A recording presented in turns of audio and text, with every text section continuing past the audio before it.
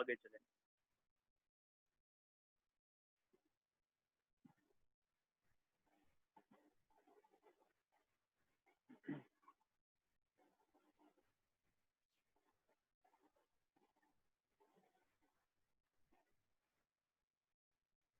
जी बेटा, no question. अच्छा, अब हम इस कॉन्सेप्ट को अप्लाई करेंगे, और इस कॉन्सेप्ट को अप्लाई करने के लिए हमने जो है वो एग्जाम्पल्स पढ़नी है। देखिए, हमने अभी पढ़ा है कॉन्सेप्ट किसका, बेसिक कॉन्सेप्ट हमने पढ़ा है ऑस्मो रेगुलेशन का। ऑस्मो रेगुलेशन वो कॉन्सेप्ट है कि जिसके जरिए हम ये कहते हैं कि ऑर्गेनिज्म अपने आप में सोल्यूट को वाटर के रेफरेंस से, ये हमने कल भी बात की थी, solute maintenance with reference to water और वाइस वर्सा। मतलब सोल्यूट अपने आप को वाटर के लिहाज से जो है वो सोल्यूट को अरेंज किया जाता है, या वाटर की कमी और ज्यादती को किसके लिहाज से मैनेज किया जाता है, सोल्यूट के लिहाज से। तो ये ऑस्मो रेगुलेशन है। अच्छा, इसमें जो है वो सबसे पहली बात क्या है कि जो प्लांट्स हैं उनमें अब हमने पहले ऑस्मो रेगुलेशन देखनी है कि प्लांट अपने आप को किस तरह अरेंज करते हैं। क्योंकि एक बात हमने और भी की थी, मैं कल कुछ बातें जो है वो कल वाली रिपीट करके आगे चलूंगा। सबसे पहले हमने ये बात की थी कि द मेंटेनेंस, या फिर इसको हम जनरली लेकर चलते हैं, the homeostasis depends on the availability of factors in the external environment.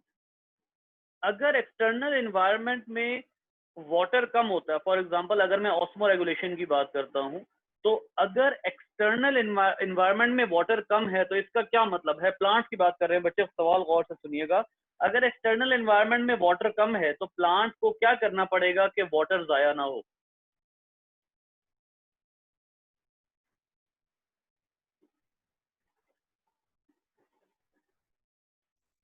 जी बेटा, स्टोमेटा क्लोज, स्टोमेटल क्लोजर होगा। स्टोमेटा अपने क्लोज करेगा ताकि वाटर लॉस ना हो, अपनी एक्टिविटी को मिनिमाइज कर देगा ताकि वाटर बहुत ज्यादा यूज ना हो। अब इसका मतलब ये हुआ कि किसी भी ऑर्गेनिज्म में होम्योस्टेसिस एक्चुअली किस पे डिपेंड करती है कि उसको एक्सटर्नल एनवायरनमेंट से रिसोर्सेज कितने मिल रहे हैं। होम्योस्टेसिस की डेफिनेशन हमने क्या पढ़ी थी, maintenance of internal environment despite the fluctuations in the external environment. ठीक है, अगर वाटर ज्यादा है तो वाटर लॉस खुल के किया जा सकता है, अगर वाटर कम है तो वाटर लॉस को बचाना होता है। याद रखिएगा, वाटर जाया करने का मकसद भी यही है कि बॉडी में वाटर बहुत ज्यादा हो, और वाटर को जाया ना करने का मकसद भी यही है कि बॉडी से वाटर जाया ना हो। यानी बुनियादी तौर पे हमने इंटरनल वाटर लेवल जो है उसको मेंटेन रखना है। अब ये जो बात है इंटरनल वाटर लेवल मेंटेनेंस, इस रेंज की जो बात है, इस लिहाज से प्लांट्स को हम 3 हिस्सों में डिवाइड करते हैं। ऐसे प्लांट्स जिनके पास अबंडेंट सप्लाई ऑफ वाटर है। दूसरे नंबर पे वो प्लांट्स आ जाते हैं जिनके पास मॉडरेट सप्लाई ऑफ वाटर, और तीसरे नंबर पे वो प्लांट्स आ जाते हैं जिनके पास वेरी, या इसको प्रॉपर्ली हम लिखेंगे, स्कार्स अमाउंट ऑफ वाटर है। स्कार्स का क्या मतलब होता है, इसका मतलब होता है very low amount, very reduced amount. बहुत ही मुश्किल से जब कोई चीज अवेलेबल होती है तो हम उसको कहते हैं स्कार्सली अवेलेबल, मतलब वो बहुत ही कम अमाउंट में मौजूद है। तो इसका क्या मतलब है, इन तीनों एरियाज में प्लांट की अलग अलग स्पीशीज होंगी। जहां पर अबंडेंट सप्लाई होगी वहां की स्पीशीज को हम क्या नाम देंगे, हाइड्रोफाइट।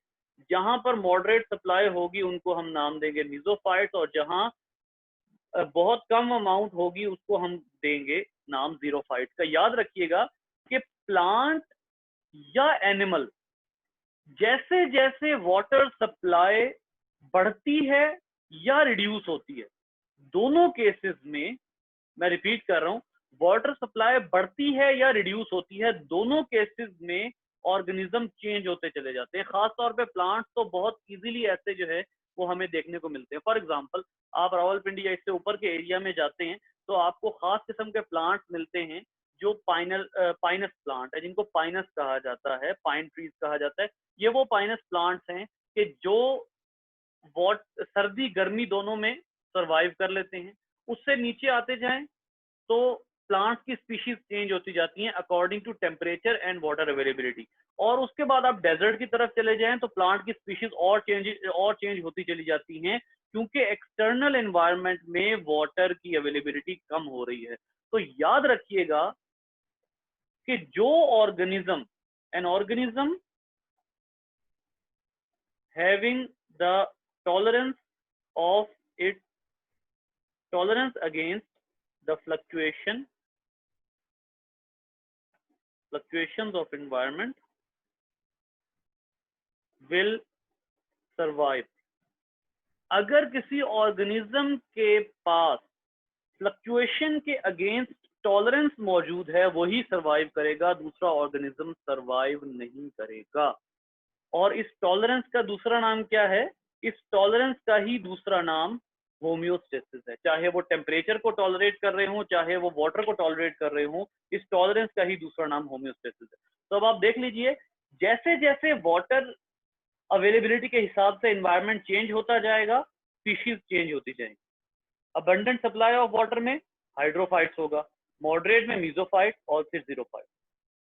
अब देखिए बच्चे, अबंडेंट सप्लाई ऑफ वाटर, इसमें याद रखिएगा कि एक और चीज मैं यहां पर लिख ले रहा हूं, every environment requires special adaptation for survival. Her environment में सर्वाइवल के लिए बहुत ही स्पेशल किस्म की अडेप्टेशन चाहिए होती हैं। याद रखिए कि अभी जो हमने ऊपर पढ़ा है, अभी हमने क्या कहा कि अबंडेंट सप्लाई ऑफ वाटर में हाइड्रोफाइट सर्वाइव कर सकते हैं। अगर आप मीजोफाइट, और से सुनिएगा, अगर आप मीजोफाइट की कोशिश करेंगे कि वो अबंडेंट बहुत ही ज्यादा सप्लाई ऑफ वाटर में सर्वाइव हो जाए, तो वो सर्वाइव नहीं करेगा, क्योंकि उसकी अडेप्टेशन ही ऐसी हैं कि उस अपने एनवायरनमेंट में वो बेहतरीन सर्वाइव करेगा। अगर आप हाइड्रोफाइट से ये एक्सपेक्ट करते हैं कि वो मॉडरेट सप्लाई में सरवाइव करे, तो वो सरवाइव नहीं कर सकता, क्योंकि उसकी बॉडी की सेटिंग ही ऐसी है कि वो किस में सरवाइव कर सकता है? सिर्फ अबंडेंट सप्लाई ऑफ वाटर में सरवाइव कर सकता है। इस बात को मैं रिपीट कर देता हूं, जिस ऑर्गेनिज्म की जिस एनवायरनमेंट के लिहाज से अडेप्टेशन होगी, जिस ऑर्गेनिज्म की जिस एनवायरनमेंट के लिहाज से अडेप्टेशन होगी, वो ऑर्गेनिज्म सिर्फ वही सर्वाइव करेगा। अगर आप मीजोफाइट से ये एक्सपेक्ट करते हैं कि वो स्कार्स अमाउंट ऑफ वाटर में सर्वाइव करे, तो वो नहीं करेगा। आपको डेजर्ट में किस तरह के ट्रीज नजर आते हैं? ऑब्वियसली आपको मैंगो का ट्री तो नजर नहीं आने वाला, एप्पल का ट्री तो डेजर्ट में नजर नहीं आने वाला। आपको इस तरह के जितने आपके इर्द गिर्द प्लांट उग रहे हैं, उनमें से मेजॉरिटी आपको डेजर्ट में नहीं नजर आएंगे। उसकी वजह क्या है? कि वहां पर वाटर की सप्लाई डिफरेंट है। तो वाटर की सप्लाई के लिहाज से प्लांट्स अपने आप को अरेंज करते हैं, यानी प्लांट्स के पास जितनी टॉलरेंस होगी, जिस एनवायरनमेंट के लिहाज से प्लांट्स के पास होम्योस्टेसिस होगी, उसी लिहाज से प्लांट सरवाइव करता जाएगा। जिसमें होम्योस्टेसिस डेजर्ट के हिसाब से है, वो डेजर्ट में बड़ी इजीली सरवाइव करेगा, उसके लिए आपको परेशान होने की जरूरत नहीं होगी। अगर जिसके पास अबंडेंट सप्लाई ऑफ वाटर, यानी एक कुछ प्लांट्स आपने ऐसे देखे होंगे जो कि किस में ग्रो कर जाते हैं, बड़े बड़े मतलब दलदल में ग्रो कर जाते हैं, जिसको आप मार्श कहते हैं, मार्श में ग्रो कर जाते हैं। प्लांट्स जो हैं वो झील के अंदर ग्रो कर जाते हैं। तो वो ऐसे प्लांट्स कैसे ग्रो करते हैं? उसकी वजह यह है कि उनकी बॉडी की होम्योस्टेटिक कंडीशन जो है वो उस एरिया के मुनासबत से होती है। तो अब आप देख लेते हैं कि प्लांट की कौन कौन सी टाइप्स हैं जो उनको अपने अपने इन्वायरमेंट में ग्रो करने का जो है वो के काबिल बनाती है। सबसे पहले प्लांट्स होते हैं हाइड्रोफाइट। तो बेटा, सबसे पहली बात जो हाइड्रोफाइट के हवाले से आपको यहाँ पर पता होनी चाहिए वो क्या है ये ऐसे प्लांट्स हैं जिनके लीव के, याद रखिएगा आपके पास लीफ की दो सरफेसेस होती हैं, आपको अगर याद हो, दो सरफेसेस होती हैं,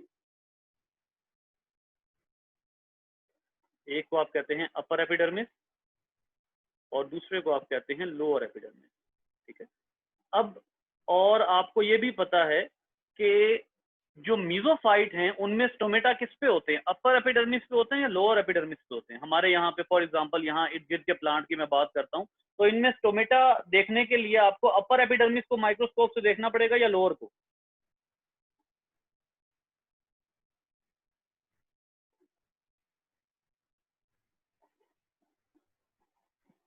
जी बेटा, लोअर को बिल्कुल ठीक कह रही हैं आप, उनको लोअर को ही देखना पड़ेगा। उसकी वजह ये है कि जो हमारे इन्वायरमेंट के प्लांट हैं वो अपने स्टोमेटा को लीफ की लोअर सरफेस पर रखते हैं ताकि धूप डायरेक्ट ना पड़े और वाटर लॉस ना हो। वाटर लॉस फ्रॉम लीफ क्या कहलाता है एक्चुअली? ट्रांसपायरेशन, ठीक है। तो जो लोअर सरफेस है उस पे स्टोमेटा रखे जाते हैं। लेकिन अब आइए वापस किसकी बात कर रहे हैं हम बात कर रहे हैं हाइड्रोफाइट्स की। तो याद रखिएगा कि जब आप हाइड्रोफाइट्स की बात करेंगे तो हाइड्रोफाइट्स जो हैं उनमें जो लीफ होंगे वो अपर सरफेस पर होंगे, उनमें लीफ अपर सरफेस पर होंगे। इधर देखिए यहाँ लिखा हुआ है have adaptation to remove the flooding of its cells in fresh water. In this type the surface area of leaves is very large to transpire the water excessively. इन plants में सबसे पहली बात, अगर मैं यहाँ पर जो है वो बात करता हूँ, क्योंकि हम शुरू कर चुके हैं, यहाँ पर मैं हेडिंग दे देता हूँ हाइड्रोफाइट्स की। तो हाइड्रोफाइट्स की पहली अडेप्टेशन क्या है? टोमेटा ऑन अपर एपिडर्मिस। ये सबसे पहली और सबसे इंपॉर्टेंट अडेप्टेशन है जो आपके बुक में इसकी दी हुई है। उसकी वजह ये है कि अपर एपिडर्मिस पे जितने ज्यादा स्टोमेटा होंगे उतना ही ज्यादा ट्रांसपायरेशन होगी। विच मीन्स कि अगर स्टोमेटा ऊपर की सरफेस पे होते हैं तो ऊपर की सरफेस पे जो प्लांट स्टोमेटा को रखेगा, यानी अपर एपिडर्मिस पे जो प्लांट स्टोमेटा को रखेगा, इसका मतलब है वो क्या करना चाह रहा है? क्वेश्चन का आंसर कीजिए। जिस प्लांट की लीफ की अपर सरफेस पे स्टोमेटा है वो प्लांट किस एनवायरनमेंट में सरवाइव कर सकता है? हाइड्रोफाइट। जी, दोनों का आंसर ठीक है कि वो प्लांट जो है वो अबंडेंट सप्लाई में ही सरवाइव करेगा। नेसेसरीली वो वाला प्लांट क्या होगा? हाइड्रोफाइट होगा। जी, क्यों? अपर एपिडर्मिस पे स्टोमेटा होने से वो प्लांट हाइड्रोफाइट ही क्यों हो सकता है? ये टेक्निकल सवाल है।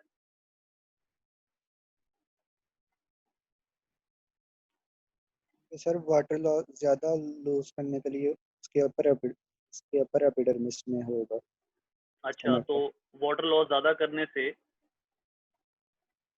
वाटर लॉस सर ज्यादा वो होगा अगर, तो आगे बोलो। अगर वाटर एक्सेस में होगा तो वाटर वो लॉस करेगा ना ज्यादा। जी बिल्कुल, बिल्कुल सही आंसर है कि अगर उसके पास पीछे इतनी अबंडेंस में वाटर होगा तो ही वो वाटर लॉस को जो है वो बर्दाश्त कर सकता है ना। इसका मतलब है कि हाइड्रोफाइट होने के लिए क्या शर्त जरूरी है? हाइड्रोफाइट होने के लिए ये शर्त जरूरी है कि जो इन्वायरमेंट है उसमें अबंडेंट वाटर मौजूद हो।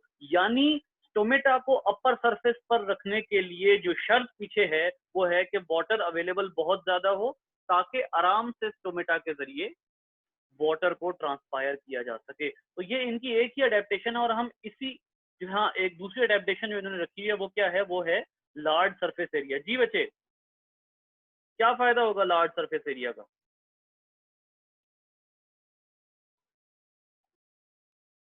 टोमेटो ज्यादा होंगे। लार्ज सरफेस एरिया का फायदा ये होगा कि जितना ज्यादा पत्ते का फैलाव होगा उतने ही स्टोमेटा ज्यादा होंगे। अब देखिए, एक अजीब सी बात लगती है कि प्लांट वाटर लॉस कर रहा है, मतलब वाटर कोई लूज करने की चीज है लेकिन प्लांट वाटर लॉस कर रहा है। तो जरा मुझे इसका जवाब बताइए कि प्लांट को ऐसी क्या मुसीबत आई है कि वो वाटर लूज कर दे? ज्यादा आप चुप रहोगे। होम्योस्टेसिस की मेंटेनेंस। कैसे? इसको एलेबोरेट करें।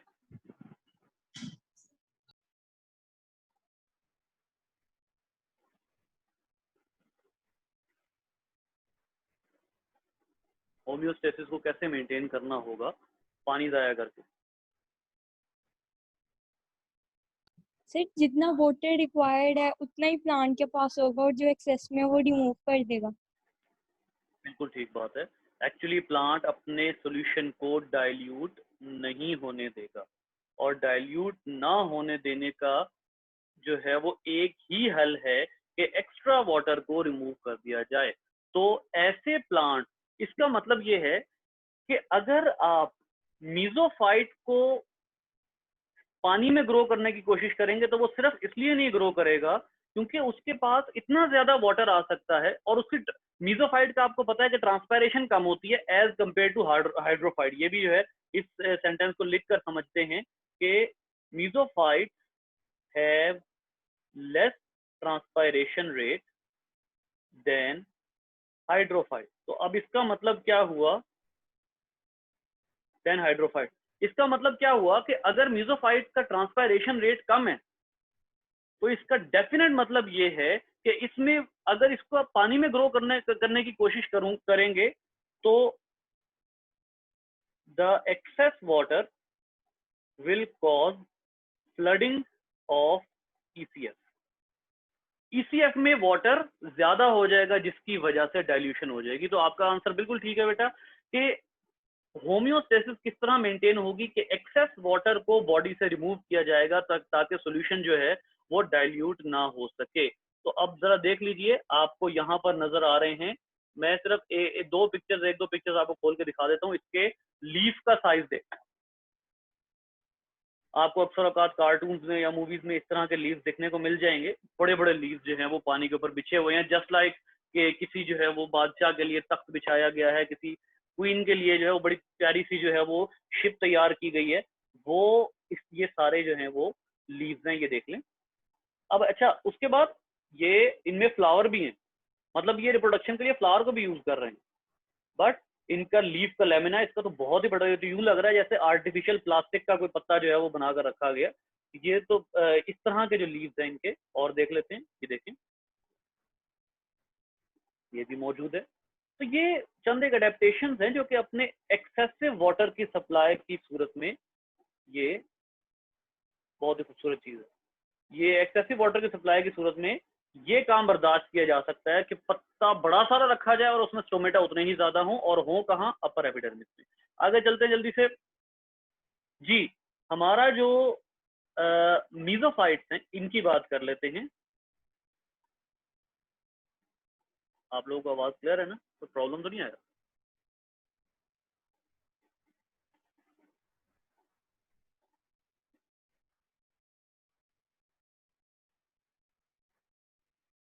क्लियर है सर। क्लियर है? तो में मुझे उसने भी कहा कि जी आपका नेटवर्क अनस्टेबल है, तो मुझे लगा शायद पता नहीं गड़बड़ हो गई। बहरहाल चलते हैं मीजोफाइट्स की तरफ। हम पहले ही इस चीज को यहाँ पर जो है वो डिफाइन कर चुके हैं कि अगर तो किसी इन्वायरमेंट में प्लांट ने सरवाइव करना है, ऐसे इन्वायरमेंट में जहाँ मॉडरेट सप्लाई हो, तो ऐसी सूरत में प्लांट के अंदर वो कैरेक्टर्स होने चाहिए जो मीजोफाइट्स में होते हैं। तो चलें अब हम डिस्कस कर लेते हैं मीजोफाइट्स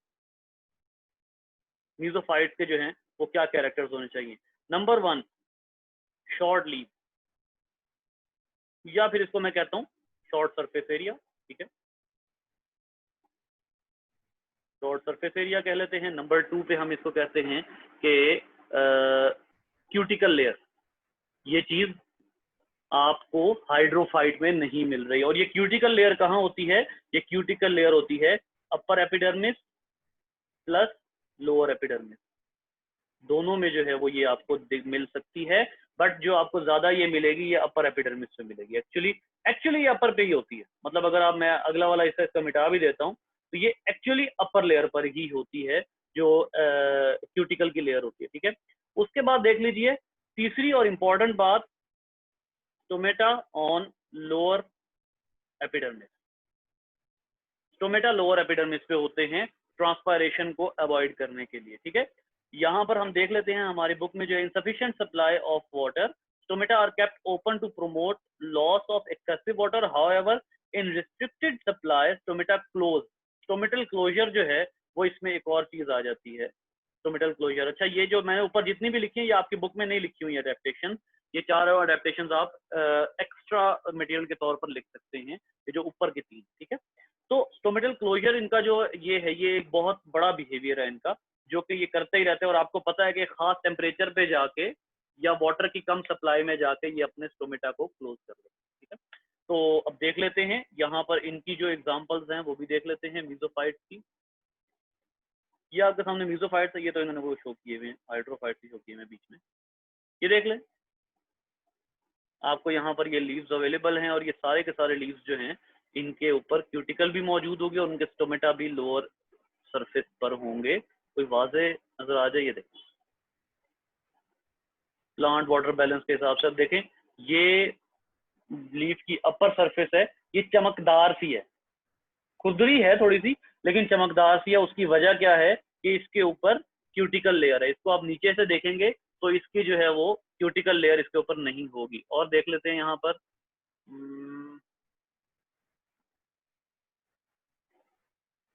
एनीवेज आपको समझ तो काफी हद तक आ गई होगी मीजोफाइट्स के हवाले से। इसमें और एग्जांपल्स इसकी जो है वो, फॉर एग्जांपल ये आपके पास है एक, ठीक है, इसके जितने भी लीव्स होंगे वो इसी की एग्जांपल होंगे, ठीक है। Just look at this one. ये उतने बड़े पत्ते हो ही नहीं सकते जितने हाइड्रोफाइट होते हैं, ठीक है। तो उसकी वजह ये है कि इन्होंने वाटर लॉस को रोकना होता है। आगे चलते हैं तीसरी टाइप, और बहुत इंपॉर्टेंट, और ये जो है ये अक्सर आपको क्वेश्चन पूछा जा सकता है कि write down the adaptations of xerophytes to survive in their environment. तो अब इसको जो है वो ज़ीरोफाइट्स को हम करते हैं। बच्चे एक बात याद रखिए, मैं यहाँ पर एक तो आपको जो है वो बता देता हूँ कि दो टर्म्स के मतलब क्या हैं।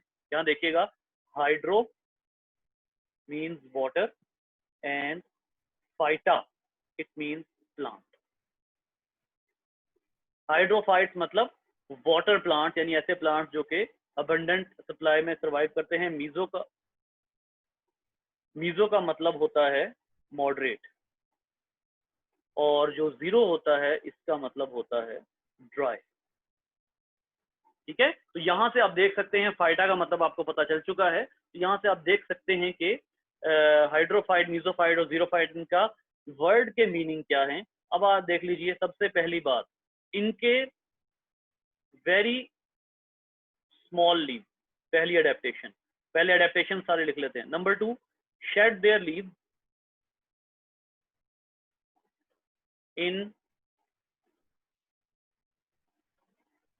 Extremely low available water.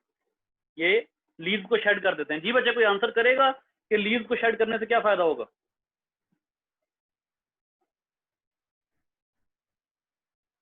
Tomato कम हो जाए, टोमेटा गायब हो जाएंगे। बुनियादी तौर पे लीव्स को शेड करने का पर्पस ही यही है, क्योंकि टोमेटा लीव्स पर ही होते हैं।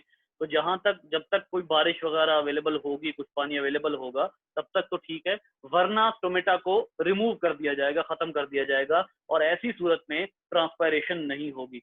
नंबर 3, इनके सक्यूलेंट ऑर्गन्स होते हैं। सक्यूलेंट ऑर्गन्स क्या होते हैं? सक्यूलेंट ऑर्गन्स का मतलब होता है water storing organ, specially stem. इनके अगर किसी सहरा में जाकर इनके जो है वो तने खास तौर पर काटे जाते हैं, तो आप इसको वाज़े तौर पर देख सकते हैं कि इनके जो स्टेम होते हैं उसमें से वाटरी फ्लूइड आपको काफी ज्यादा मिलता है, क्योंकि इनके अंदर वाटर की स्टोरेज कैपेसिटी बहुत ज्यादा होती है। यानी अगर मैं इसको टेक्निकल टर्म्स में कहूं तो इसका मतलब होगा there ECF can store large amounts of water. इनका ECF large amount of water जो है वो स्टोर कर सकता है, ECF भी और साथ सेल भी, क्योंकि इनके सेल में स्पेशल वैक्यूल होते हैं जो कि काफी हद तक जो है वो वाटर को स्टोर कर लेते हैं। Number 4, deep roots. इनकी रूट्स बहुत डीप होती हैं। डीप रूट से क्या फायदा होगा? जी बच्चे, डीप एंड ज्यादा आप नहीं बोलोगे। जो रूट्स है इनकी वो क्या है? ज़ीरोफाइट्स की डीप एंड एक्सपेंडेड, बहुत फैली हुई। जी बच्चे, क्या फायदा होगा इसका?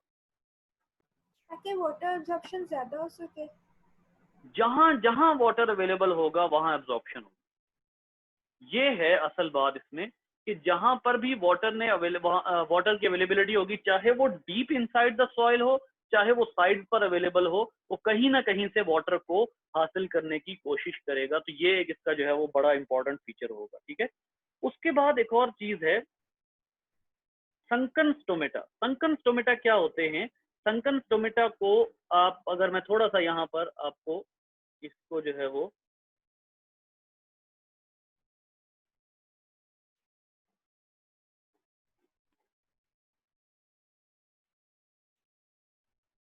इसको आप कहेंगे धंसे हुए, यानी प्लांट की जो स्टेम है या लीफ है उसमें धंसे हुए स्टोमेटा हैं। इसको हम देखते हैं, एक जो है वो मैं आपको एग्जांपल्स की दिखाता हूँ।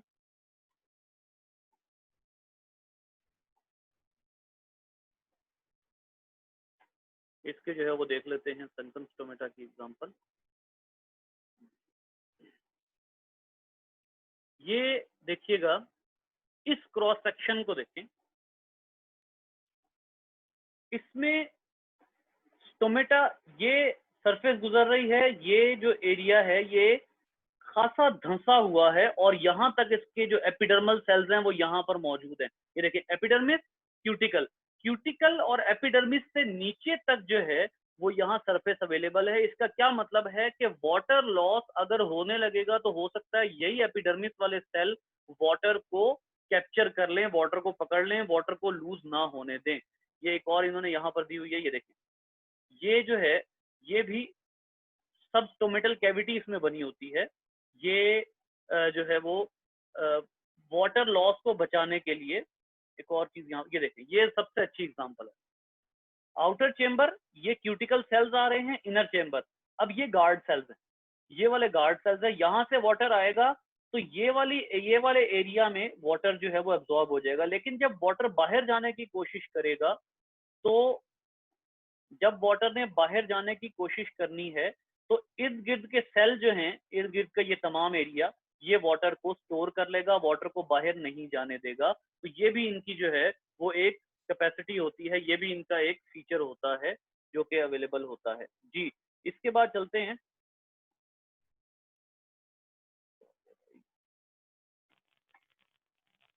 संकन स्टोमेटा, यानी कि अपनी सरफेस में धंसे हुए स्टोमेटा, उसके ऊपर दूसरे सेल आए हुए। इस तरह से ये स्टोमेटल एरिया है, उसके ऊपर दूसरे सेल, ये जो सेल हैं ये स्टोमेटा की सरफेस को ढक रहे हैं, ठीक है। जो भी वाटर बाहर जाने की कोशिश करेगा, एक और चीज आप यहाँ पर ऑब्जर्व करें कि जो भी वाटर बाहर जाने की कोशिश करेगा उसको ये वाले सेल भी रोकेंगे। तो इन ऑल केसेस यहाँ से वाटर तो एब्जॉर्ब हो सकता है, यहाँ से कार्बन डाइऑक्साइड तो एब्जॉर्ब हो सकती है, लेकिन जो चीज अवॉइड की जा रही है वो क्या है कि निकलने वाला वाटर उसको ऊपर से ढका गया हो। ये देख लें, ये दो जो पॉइंट्स हैं, ये सेल वॉल है, इन सेल्स की सेल वॉल है ये, ठीक है। इसने उस एरिया को ढका हुआ है ताकि अंदर से आने वाला वाटर ज्यादा से ज्यादा रोका जा सके, ठीक है। तो ये जो है वो, ये भी एक जो है वो है अपना, इनकी अडेप्टेशन इनमें मौजूद है, ठीक है। इसके बाद देख लेते हैं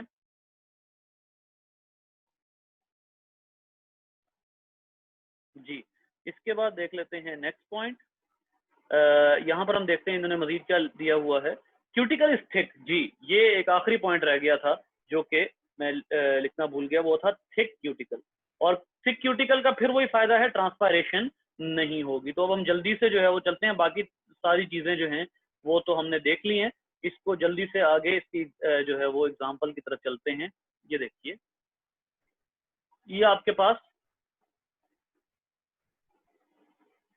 अब ये एक पूरा संकन स्टेम है, इसके अंदर सारे का सारा वाटर स्टोर्ड है। ये इतना फूला जो हुआ है ये इसी वजह से फूला हुआ है कि इसके अंदर वाटर स्टोर्ड है। ये देखिए, इसके लीव्स भी अभी हम देखेंगे, छोटी छोटी है। ये देखिए जी, इसमें देखें ये इसका स्टेम है और ये नोकीली नोकीली जो चीजें नजर आ रही हैं ये इसके लीव्स है, ठीक है। ये नोकीली नोकीली चीजें इसके लीव्स हैं और इन लीव्स को भी शेड किया जा सकता है। और मजीद एग्जांपल देख लेते हैं, इतनी बड़ी बड़ी आ रही है किस तरह।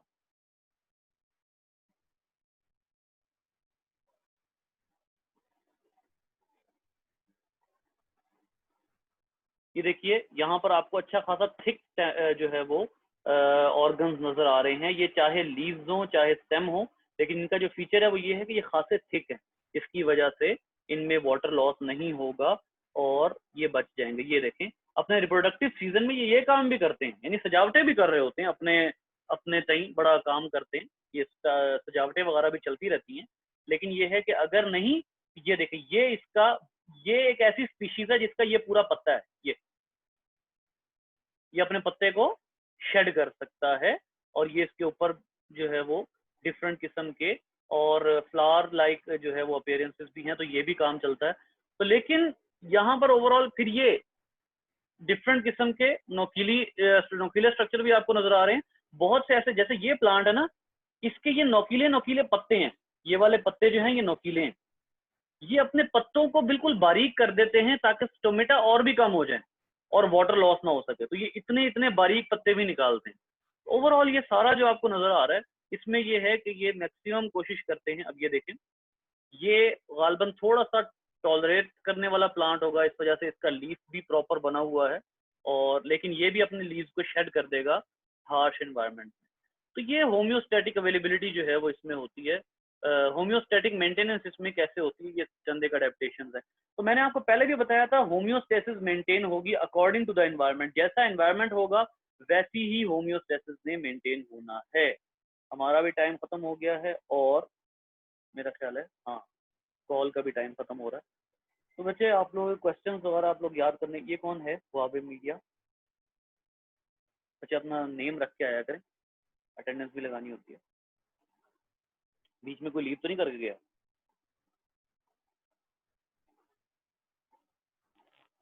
बच्चे अपना नाम बता दें, वाबे मीडिया पैड कौन है? T310 सिर लैला बतूल। अच्छा आप